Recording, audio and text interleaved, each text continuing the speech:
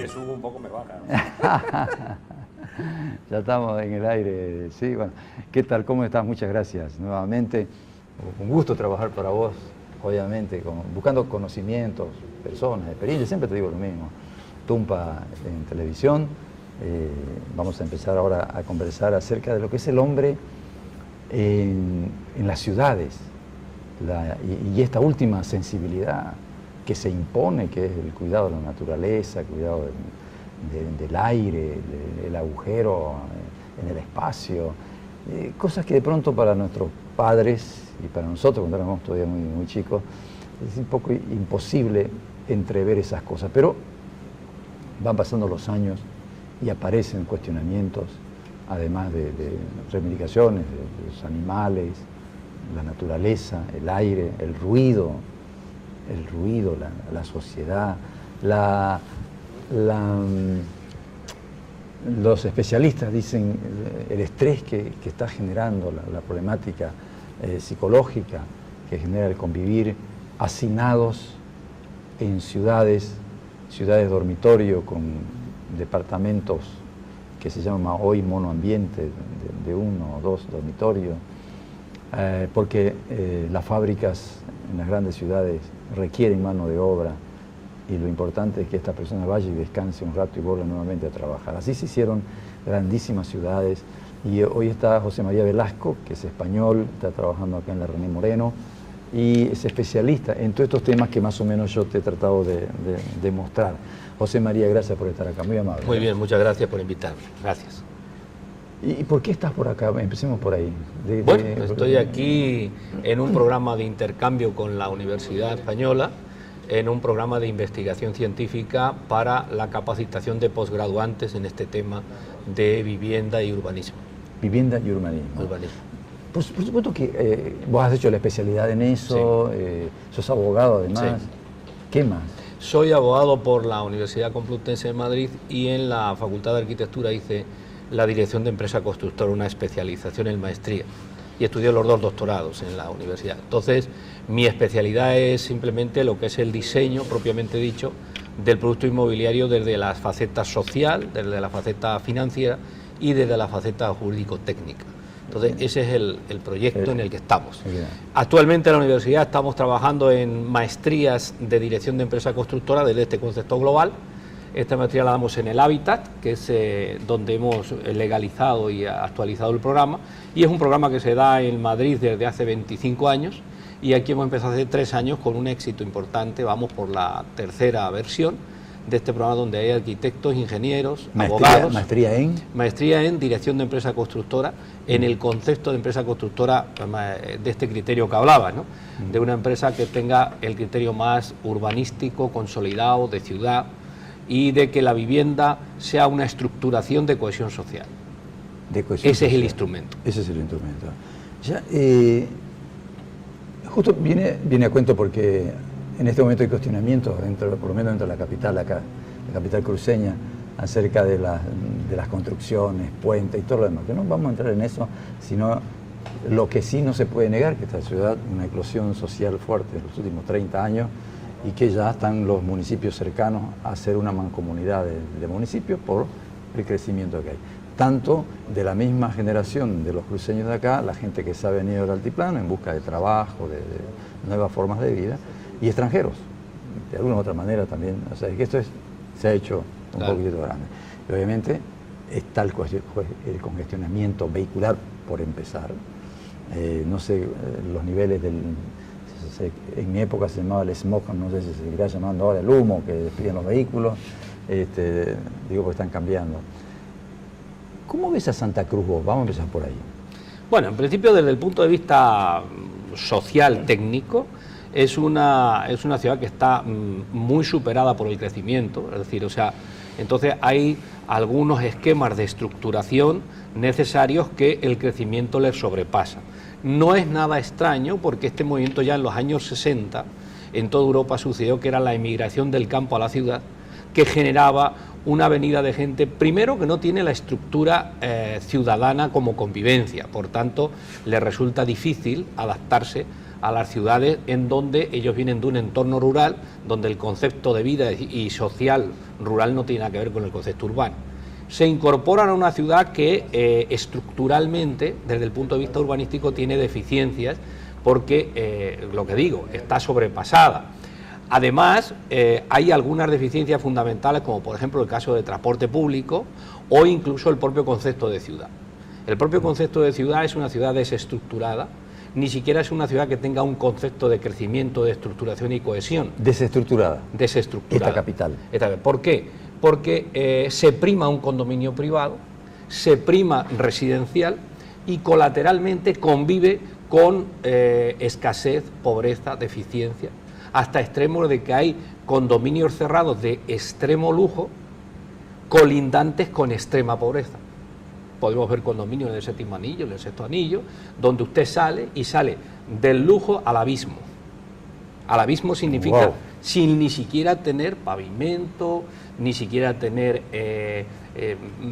consolidados los servicios como alcantarillado, alumbrado, limpieza, todo eso no lo tenemos. Además, eso genera otro problema, y el problema es que las ciudades, para ser sostenibles, tienen que tener un mínimo de densidad entre 40 y 50 unidades habitacionales por hectárea. Es la sostenibilidad de los servicios públicos. Si nosotros vamos a una sostenibilidad de 22-18%, que es el urbanismo horizontal que aquí se hace, desde el punto de vista del lotear, de lotes, estamos haciendo una ciudad ya insostenible desde el principio. En origen básico. En origen, exactamente. Insostenible, ¿por qué? Porque los servicios públicos no se van a poder prestar. ¿Por qué? Por razones económicas. Es decir, 18 unidades no pueden pagar los servicios que genera una habitación o una hectárea. De 40. Exacto. Entonces, ¿cuál es el problema? El problema es que todavía no hay. Eso tiene una estructura social, política, en todo caso, y hay una estructura legal. El Código Urbano tiene urbanismo de máximos, no de mínimos. El urbanismo de máximos es que usted puede construir hasta tanto, pero no un mínimo de tanto. En cualquier ciudad estructurada, desde el punto de vista sociourbanístico, se requiere un concepto de urbanismo de máximos y mínimos. Es decir, usted no puede tener un mínimo de unidades habitacionales para poder mantener lo que yo le tengo que dar. ¿Qué le tengo que dar? Le tengo que dar colegio, le tengo que dar transporte, saneamiento, sanidad, recogida de basura y esparcimiento. Si yo no le doy eso, no voy a estructurar, a hacer una cohesión social. La cohesión que nos lleva a todo esto que estamos ahora, es decir, la falta de cohesión implica que vivan 4 en un cuarto, que no haya oferta. Es decir, por ejemplo, en este momento se da una circunstancia muy especial, que es una gran ciudad, ya es una gran ciudad, y la oferta y la demanda no se juntan. Hay mucha oferta inmobiliaria y hay mucha demanda, pero resulta que los que venden no están dispuestos a poner su producto al precio de los que pueden comprar. Y entonces nos encontramos en una situación sociológica tremenda, que es oferta rígida y demanda rígida, lo que nos genera un posicionamiento desde el punto de vista social que además nos va a dar la desestructuración, la inseguridad ciudadana, etcétera, etcétera. Oferta rígida y demanda rígida. Así es. Porque ambos, bueno, la demanda es rígida per se, porque una gran población que no tiene. Claro. Tendría que flexibilizar el que oferta. Pero la oferta, mientras yo no tenga ninguna necesidad, yo no la voy a flexibilizar. Es una ley es la ley del mercado. La ley del mercado. ¿Quién me tiene yo que aguanto, generar? ¿para qué voy a dar? ¿Quién me tiene que generar que yo flexible? El urbanismo de mínimos. Si yo tuviera una ficha urbanística donde en mi terreno puedo hacer una cantidad de metros cuadrados y si no hago eso no tengo ficha, entonces estoy obligado a flexibilizar la demanda. Y a flexibilidad la oferta. Repetirlo esto para que... Lo repetimos. Vamos. En una unidad, tenemos una hectárea. Sí. Hoy con el Código Urbano hay un instrumento legal llamado Código Urbano que dice usted puede hacer hasta, pero no desde. Entonces yo puedo tener una ciudad donde tenga una densidad de 10 unidades por hectárea, porque lo permite, yo puedo tener mi casa en 1000 metros cuadrados, pero cuando yo presto servicios, ¿qué servicios presto? ¿Para una persona de 1000 metros o para 100 personas en 1000 metros? El urbanismo de mínimos implica que yo, desde el poder público, con el instrumento llamado Código Urbano, puedo densificar la ciudad. Porque en un lote de terreno o se hacen 10 viviendas o no se hace ninguna. Ahora hago hasta 10. La ficha urbanística sería, usted tiene que hacer 10 o 12, pero no menos de 10 y no más de 12. Eso se llama urbanismo de máximos y urbanismo de mínimos. El hasta 10 desaparece. Exacto. Entonces, ¿qué sucede? Como solo tenemos de máximos... Sería desde 10. Exacto. o desde 10 y hasta. O sea, ¿qué sucede? Que con este urbanismo de máximo nunca consolido la ciudad, porque estoy en manos del especulador. Y por tanto la oferta siempre va a ser rígida. Y los servicios públicos no soy capaz de poderlos cuantificar. Pero en este caso ya hay un código. Pero el código sigue haciendo lo mismo. No tiene urbanismo de mínimos, solo tiene urbanismo de máximos. Usted tiene en un lote un índice de aprovechamiento. Y ese índice de aprovechamiento es máximos, no de mínimos. Entonces usted llega a Equipetrol y en una casa de 2.000 metros se hace una vivienda. Puede perfectamente hacerlo. Si hubiera de mínimo, diría usted, ese lote, si le toca, tiene que hacer 20 viviendas, y si no, ninguna. Yo con eso estoy densificando la ciudad y pudiendo estructurar los servicios públicos. Por ejemplo, la sección del alcantarillado es fundamental saber si yo puedo hacer una casa o 200. Ahora, si tengo hasta 200, ¿qué alcantarillado pongo? ¿El de 10, el de 20 o el de 200? Ese es el problema real de estructuración. Y eso genera cohesión social, porque eso va a generar que la rigidez de la oferta se debilite, en el sentido de que nadie va a comprar un lote si no va a hacer 10 viviendas. Entonces, ¿qué hace? Ya se queda, digamos que seleccionamos el cliente. Y además damos oportunidad de que exista vivienda para los que no pueden y que tengan un sector. Digamos, lo que hacemos es sectorizar la demanda. En este momento no hay sectorización de demanda, perdón, de oferta. ¿En España rige esto que estás diciendo? Por supuesto, en España rige una ficha urbanística de máximos, mínimos, factor de ocupación del suelo y FIT, que es más completo. En los tiempos jóvenes había muchas definiciones de lo que es el subdesarrollo. Y había unas teorías largas y un profesor decía, bueno, acá la cosa es simple. El subdesarrollo se mide por esto que vos decís. Claro. Una casa de 2 millones al lado de un rancho de $1.000. Ese es el subdesarrollo. Hoy no se llama subdesarrollo, se llama descohesión. Descohesión. Claro, la cohesión o país social. En vía de desarrollo, desde otro punto de vista, digamos, pero el subdesarrollo, no sé si sigo sosteniendo la palabra subdesarrollo, me parece que cabe más, digamos, ¿no? Porque, no, claro, por supuesto. Hay que tener en cuenta que avanzamos hacia discursos un poco eufemísticos. Claro, evidentemente no podemos decir en una ciudad donde cualquiera tiene su ordenador, cualquiera tiene su tablet, que además no tiene vivienda. O sea, entonces, claro, parece absolutamente contradictorio. Yo soy subdesarrollado, pero tengo acceso a toda la tecnología y no tengo vivienda. Por eso se habla de descohesión, es decir, porque el subdesarrollo es un concepto, si quieres, más plástico, ¿no? Es mucho más plástico. Mucho más amplio. El otro es mucho más eufemístico, es decir, o sea, el desarrollo existe, la tecnología existe, pero hay una serie de cosas. Fíjate si será interesante esto que habla, que ya en la República de Weimar, en 1920, la vivienda se plantea como un derecho, ni siquiera como una utilidad, sino un derecho. En los años 60 se desarrolla, y nosotros en nuestra Constitución Política del Estado boliviano, la vivienda es un derecho fundamental. El artículo 19, fundamental.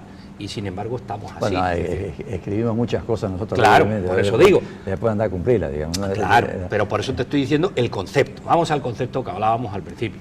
Entonces, el concepto se ha convertido, subdesarrollo es un concepto más económico, cuantitativo, y nos convertimos en una descohesión social que es más social, cualitativa. Te voy a dar otro concepto a propósito de lo que estás diciendo, que me viene bien.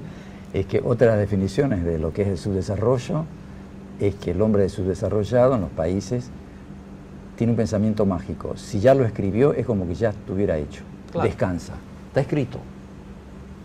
A un poco le interesa si se lleva a cabo. Claro, porque en economía eso se llama ilusión monetaria. Es decir, está estudiado que el individuo que tiene mucha necesidad, el componente de ilusión es el componente que le cubre la necesidad psicológica, no física.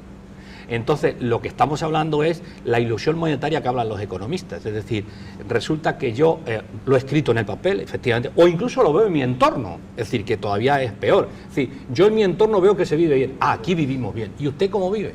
No, pero se vive bien. El sé. ¿Y qué es el sé? No sabemos, pero se vive bien.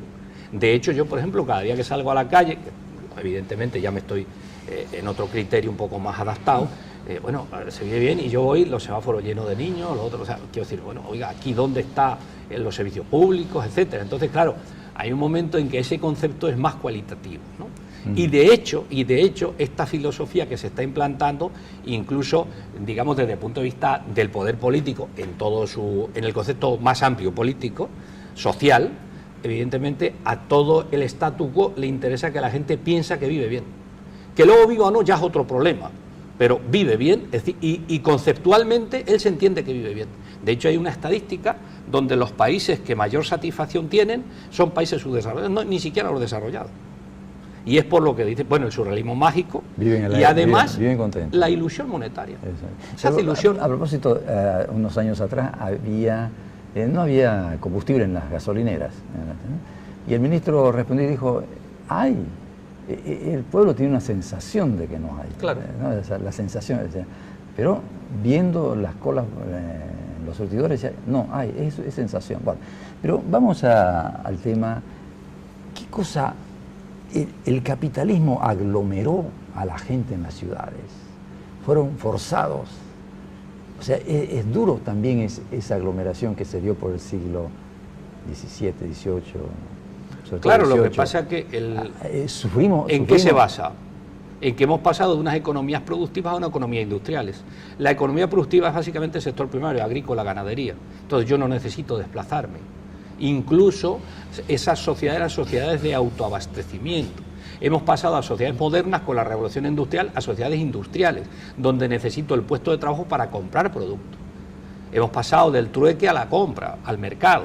Entonces, lo que sucede es que hay un modelo de producción distinto y un modelo social distinto.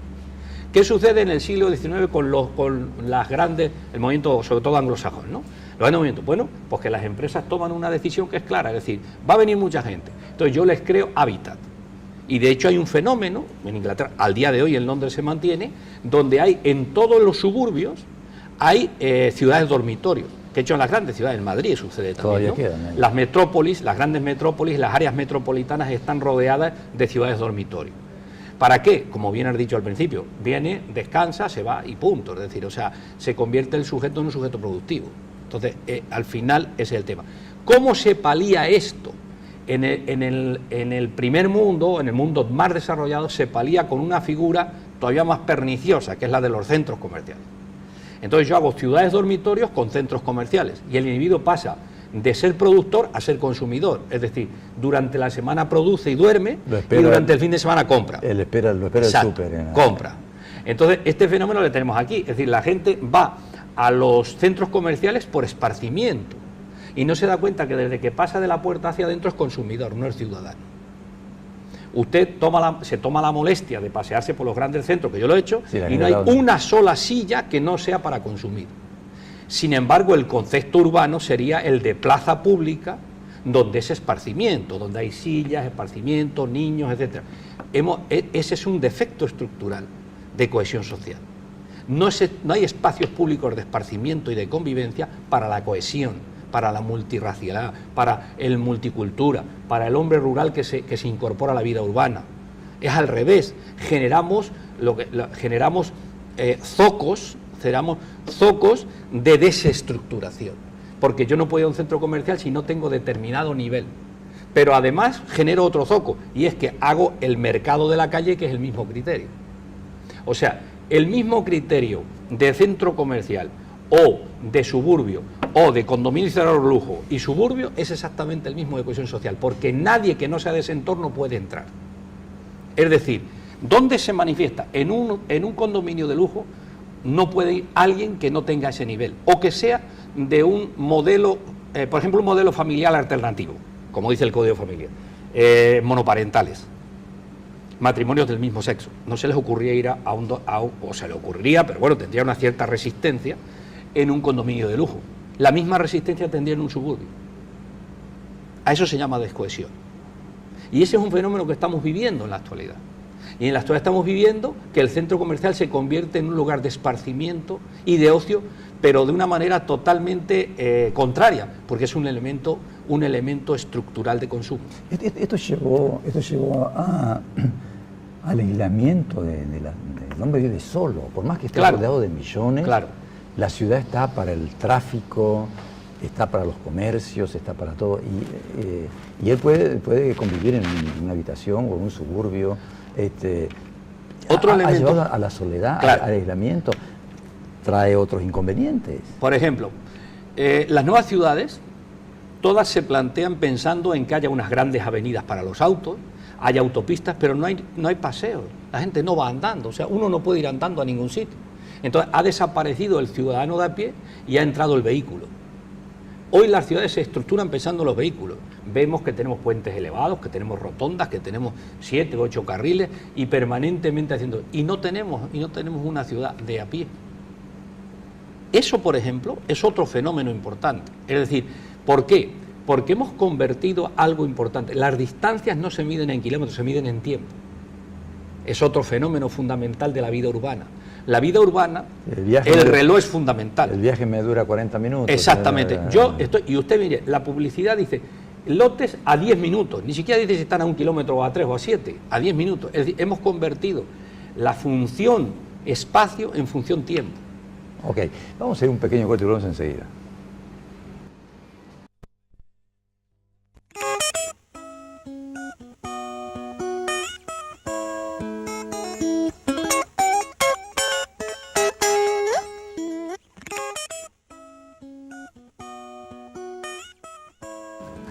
Estamos conversando con José María Velasco, español, que trabaja acá en la René Moreno, así que te agradezco si es que has entrado recién al programa.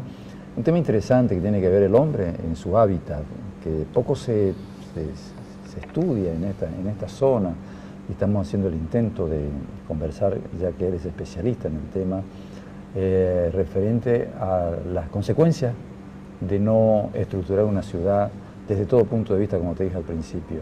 Las consecuencias que se dan en la salud. La salud es el primer impacto de no vivir bien, del ruido, de las distancias largas, de esa persona que toma el micro y va a llegar... la distancia de pronto no es tan grande, pero la problemática del tráfico, por las vueltas que dan los medios públicos, todo eso va cargando, y ya entramos nosotros en eso. Claro, primero partimos de una salud física. La salud física es de levantarse por la mañana, el peregrinaje del transporte, etcétera. Luego optamos por una salud psicológica, el estrés que eso supone.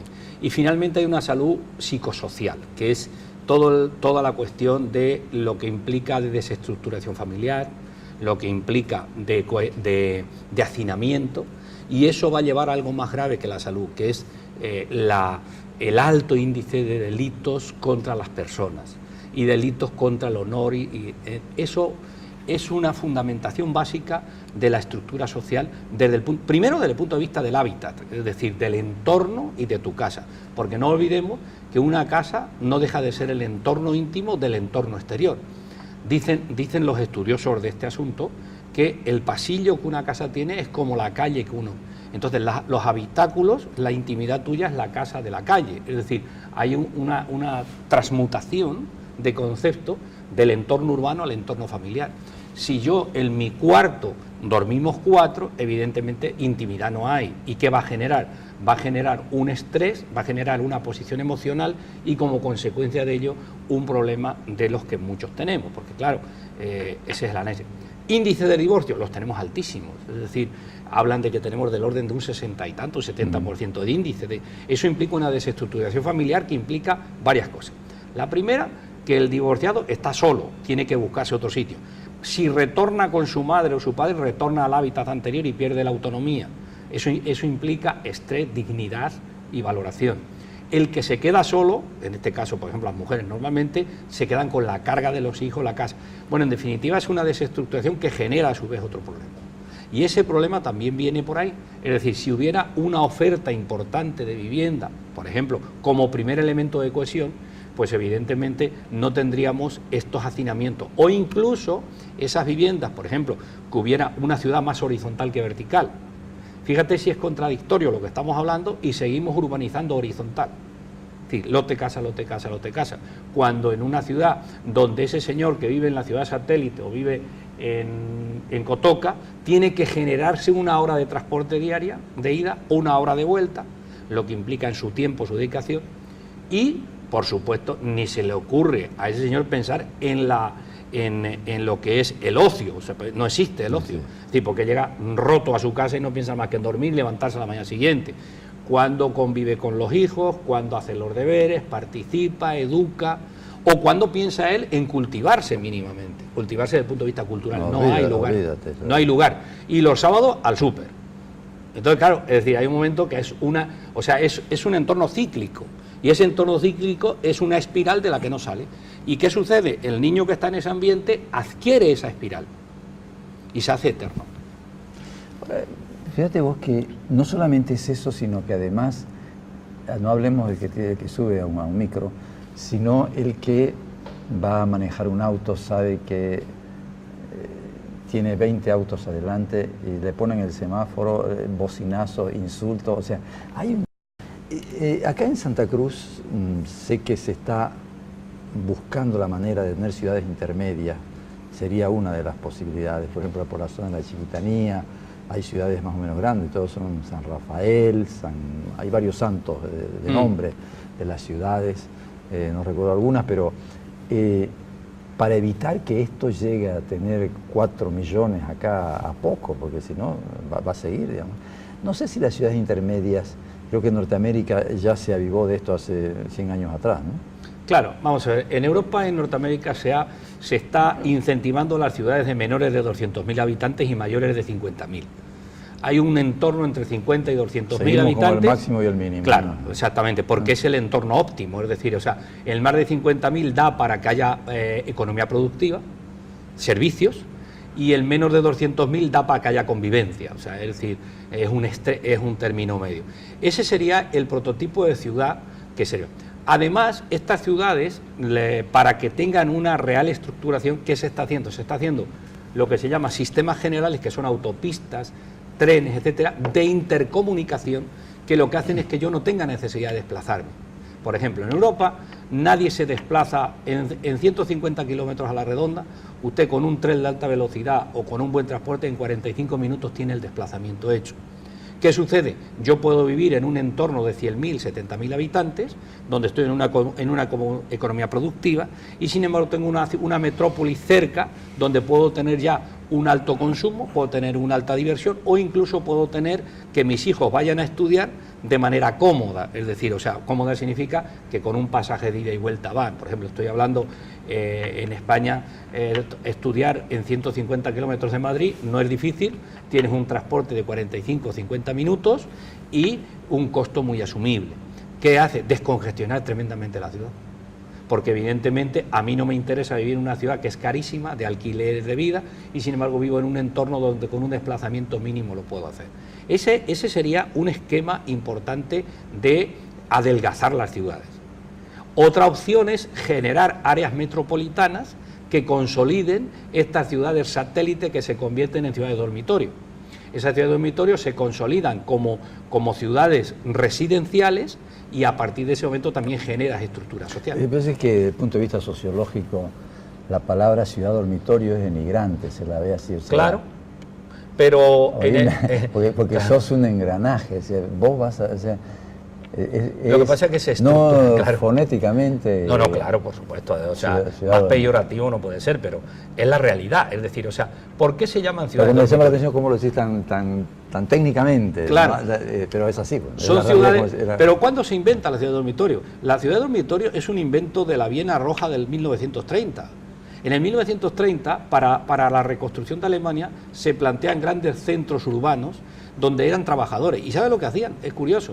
Era ciudad dormitorio, es decir, les hacían torres de vivienda donde ellos tenían una especie de 3 dormitorios, pero abajo tenían comedores comunes y plazas comunes. O sea, todo lo que no sea dormir era común. Y a eso hacían entornos que estaban en las ciudades de la reconstrucción. Y a eso llaman ciudad dormitorio. Ese es de verdad el origen. Ese es el origen. En la Viena Roja cualquiera puede comentar y puede llevar, y está totalmente estudiado. Eso en los años 60 tiene una proyección de cambio con el desarrollo de la ciudad a los pueblos, o sea, de los pueblos a la ciudad, perdón, en donde ya se convierte la vivienda, la incorporan la cocina y la lavandería. Porque antes la cocina era común, el comedor era común y la lavandería era común, y tú solo subías a dormir y convivías. Entonces eso era la ciudad dormitorio. Ahora ya, y se quedó por reminiscencia, si quieres, el nombre, pero el nombre es absolutamente plástico. Y qué útil que es hoy para claro, esa ciudad dormitorio. ¿Cómo en los años 80 y ya al finales del siglo pasado cómo las ciudades modernas cambian, no de nombre, pero sí de estructura, generando estructuras a las ciudades dormitorio. Entonces, ¿qué le generan? Espacios libres, le generan grandes comunicaciones y le hacen dotaciones. En la Viena Roja no había ni una sola dotación. Entonces, a estas ciudades del área metropolitana le hacen grandes estructuras hospitalarias, le hacen grandes estructuras educacionales y le hacen estructuras de ocio. Con esos tres elementos genera estructuración y la ciudad pasa de ser de ocio a ser una ciudad cohesionada, donde el proletariado, solamente el trabajador es que se desplaza y ya la esposa, los hijos ya tienen sanidad, ya tienen educación y tienen esparcimiento. Entonces digamos que la persona del trabajador sigue desligada, pero su familia se estructura. Ese es el éxito de las áreas metropolitanas cuando han cambiado de ciudad dormitorio a ciudad de cohesión social. Ese es el criterio. La propuesta que estaría incentivando acá, la cohesión social. Por supuesto, vamos a ver, mientras no tengamos una ciudad cohesionada, no tenemos ciudadanos. Por ejemplo, ¿qué sucede cuando uno se monta su auto? ¿Cuáles son los puntos para que quede claro a la gente de cohesión social, por ejemplo, qué sé yo, transporte? Hay uno elemental, espacios públicos de esparcimiento. Espacios públicos de intercambio. El intercambio, los niños cuando juegan con otros niños no tienen el concepto de clase social. El concepto le adquieren en el entorno donde viven. Si yo soy un niño que tengo un condominio de lujo donde tengo sauna, piscina, tal, y voy con otro niño que no tiene nada y me junto diariamente con él, estoy cohesionando. Hay extremos de cohesión, por ejemplo, Finlandia es un extremo de cohesión, los países nórdicos. ¿Qué sucede? Cuando usted presenta un proyecto de un condominio, el 10% de las viviendas tienen que ser viviendas sociales. Y además, dentro del condominio, el tercero, el cuarto, el quinto, o sea, 10%, bien. Y hay algunos, como Suecia, o incluso en España en algún momento, el 25% de las unidades habitacionales de cualquier condominio tiene que ser vivienda social. Cuando dice vivienda social es a costos bajos. Vivienda social, modular.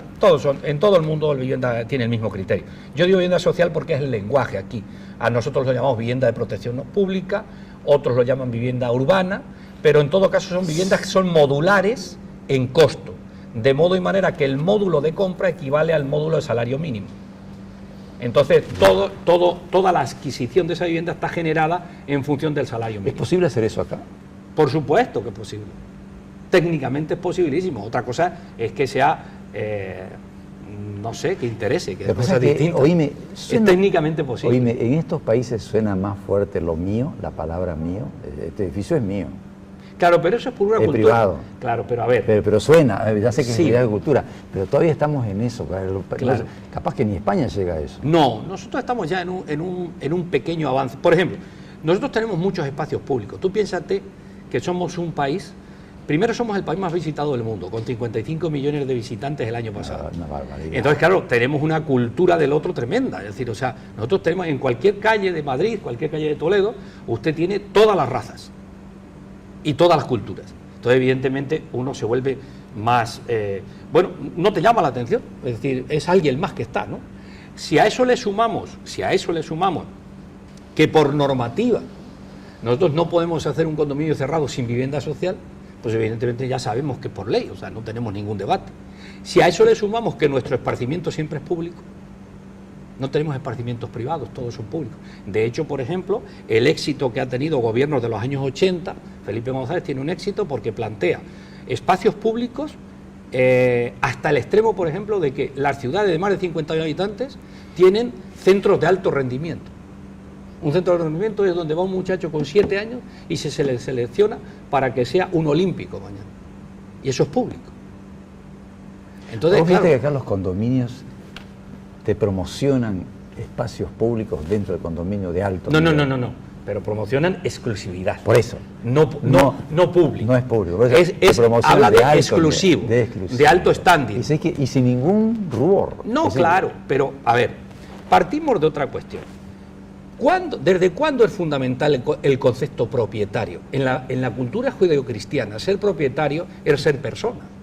Si usted va ahora a un banco, aquí, en esta ciudad, y de medio te vengo a pedir $2.000 porque vos tengo una idea extraordinaria. ¿Qué tiene usted? ¿Tiene lote? ¿Tiene casa? No tiene nada. O sea, usted no es nadie. Es la cultura de la propiedad. La propiedad te da ciudadanía y te da derechos. ¿Sabes por qué te pregunté yo en un principio? Porque cuando empezaron estas aglomeraciones, porque la era industrial necesitó gente. No hemos superado ese concepto. Te digo por qué. Claro. Corregímelo vos si estoy mal. Yo tengo la clase alta o la clase A económicamente, tiene derecho a tener espacio, el otro no tiene derecho a trabajar, a cumplir. Es decir, entonces yo me abro un condominio, tengo dinero, lo compro y me están promocionando obviamente mis esparcimientos porque tengo derecho como clase económicamente fuerte. El otro no. Claro. Vive en un barrio que gracias a Dios tiene agua y luz, más no tiene derecho a otra cosa. Pero porque no tenemos implantado algo que dice la Constitución Política y el Código Civil, la función social de la riqueza. Ni me nombré la Constitución, porque acá, claro, acá la Constitución estaba bien escrita. No, pero vamos a ver, lo que quiero decir es, primero, la riqueza tiene una función social. Se nota que venís de Europa porque vos confías en la Constitución. Bueno, evidentemente, o sea, yo confío en la legalidad de momento. De momento. Entonces, hay que decir lo siguiente, vamos a ver. El concepto de función social de la riqueza es el que no está implantado. Yo tengo derecho a tener todo lo que pueda con el límite de tus derechos. Mis derechos se limitan con los tuyos. Aquí el problema es que no hay límite con el derecho del otro. Ese es el problema. El del otro está... El del otro, el que sea. El del otro está más lejos. ¿Y sabes dónde se ve? Se ve evidente en algo. Has puesto un ejemplo antes y yo lo voy a repetir. Nosotros nos montamos hoy en un auto. Cualquiera de nosotros.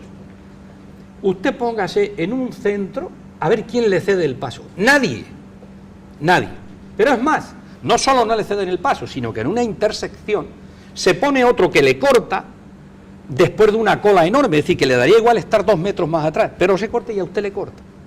¿Qué significa? No hay espacio del otro. El otro no existe, solo existo yo.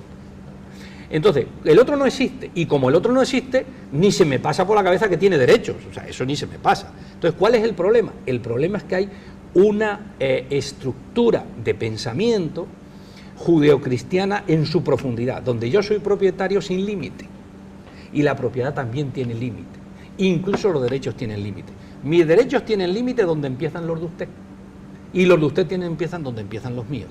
Sin embargo, aquí no tienen límite. Por eso dice, usted tiene, claro, el que tiene dinero tiene derecho, por supuestísimo, a tener autos de lujo y casa de lujo sin ningún tipo de problema. ¿Pero con qué limitación? La función social. Vamos a hacer un pequeño corte. ¿Sí? ¿Estamos en corte? Volvemos enseguida.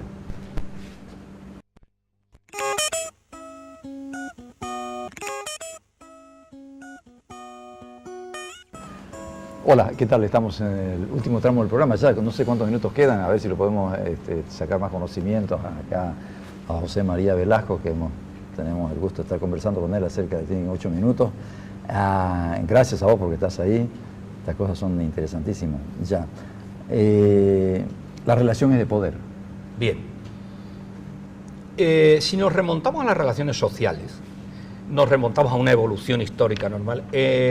En la Edad Media, los feudales tenían una relación de poder con sus ciudadanos, que era una relación horizontal, de poder de arriba hacia abajo. Vertical. Vertical, de arriba hacia abajo, vertical. De tal manera que yo te doy protección a cambio de que me produzcas productos y te protejo. Vertical. En el feudalismo. En el feudalismo. Pasado la Edad Media y con la entrada del Renacimiento, se genera la relación jurídica. Es donde el feudal emancipa a los plebeyos y los da derechos. Esa emancipación genera la relación jurídica.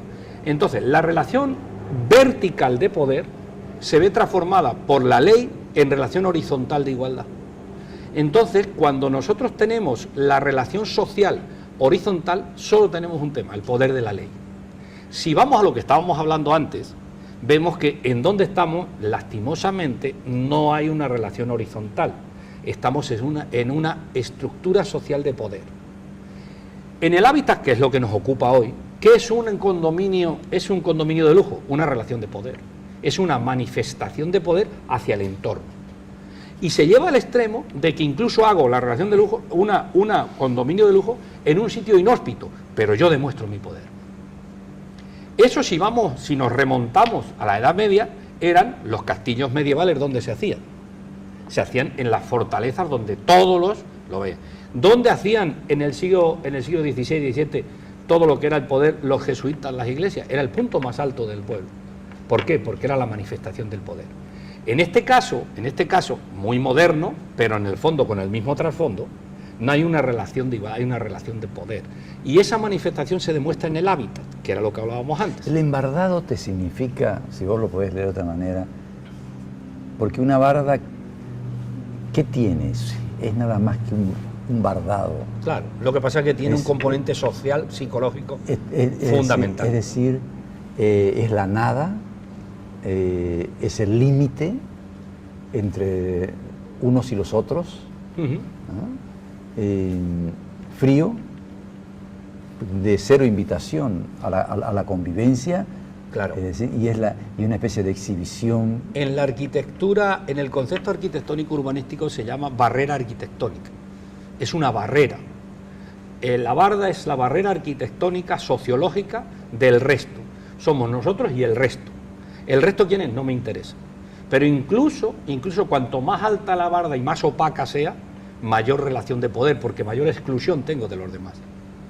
La barda es un elemento exclusivo social. Exclusivo de excluyente y exclusivo de propietario. O sea, los dos se autoexcluyen. Yo dentro excluyo al de fuera y el de fuera me excluye a mí. Porque fíjate si es tremenda la barrera arquitectónica. Es de los dos lados. Usted me excluye a mí, que soy ciudadano de a pie, menesteroso, proletariado. Pero yo le excluyo a usted porque usted es un hacendado odioso. Tampoco me interesa. ¿Qué me genera? La desestructuración social. Porque al final los dos somos ciudadanos. Ciudadanos. Oye, no somos una sociedad de pacto. No, por supuesto. Porque estamos en la relación de poder. No se respeta nada. Claro, por la relación de poder. Si yo tengo más poder, exacto, no hay pacto. Y eso se ve en el auto. Otra vez vamos al auto. Yo tengo una camioneta full y no tengo ningún problema en atropellar al que la tenga pequeña. La camioneta. Entonces, ¿qué sucede? Estamos también en el mismo criterio de relación de poder. No tenemos una relación horizontal, vertical. Si lo llevamos al extremo, vemos que todo eso lo vamos proyectando desde la infancia. El niño que vive en el condominio de lujo ya tiene una relación de poder sobre el que no. Por ejemplo, un instrumento de poder potentísimo... Oye, quiero frenarte en ese aspecto para preguntarte algo antes que se nos vaya el tiempo. Es difícil frenar por el concepto que uno tiene, que alguien viene y te diga, mire señor, yo vengo a este municipio y quiero hacer un condominio de 20 torres y todos los servicios. No se le puede decir porque está trayendo dinero, está trayendo desarrollo en el concepto. Entonces, no, pero quien va a firmar, un alcalde o quien se llame, no sé quién firmará esto, va a decir, mire, estoy trayendo dinero. No se ve esto que estás tratando vos acá. Pero está trayendo tecnología, dinero, esparcimiento, mano de obra. Es decir, hay como un envoltorio y dentro de ese envoltorio viene otra cosa. Te muestra. Vamos a ver. Y el hombre de la calle dice, mira, qué importante. Pero porque estamos en la cultura del envoltorio. Es decir, nosotros vamos a una boda y interesa más el traje de la novia que el amor de los novios. Nosotros vamos a un entierro e interesa más el cajón que el muerto. O sea, es decir, evidentemente, estamos en un criterio de la envoltura, estamos en un criterio de la impostura. Porque realmente todo eso, sin que no sea cierto, puede ser contraproducente. Porque va a ser bueno, absolutamente. Pero ¿cómo frenás un condominio? No, eso es otra cosa. Eso es otra cosa. Estamos hablando... Pero no frenás porque viene con el concepto del trabajo. No, pero... Fíjate, ¿me entendés? Sí, viene con pero el tu concepto, perdona, es inmediatista. Evidentemente, si yo tengo un concepto inmediatista, tienes la razón. Si tengo un concepto de desarrollo y de sostenibilidad, no. Pero eso es lo que no hay. Correcto, ahora estamos de acuerdo. Sí, señor, y se lo felicita. Ahora estamos de acuerdo. Porque te va a hacer una barda que es casi carcelaria. Y sin casi. Y sin casi. O sea, saquémosle el casi. Claro, evidentemente, o sea, una barda con hierro, con electricidad. O sea, de pronto cero arte. Cero. La barda te implica cero afecto. Cero.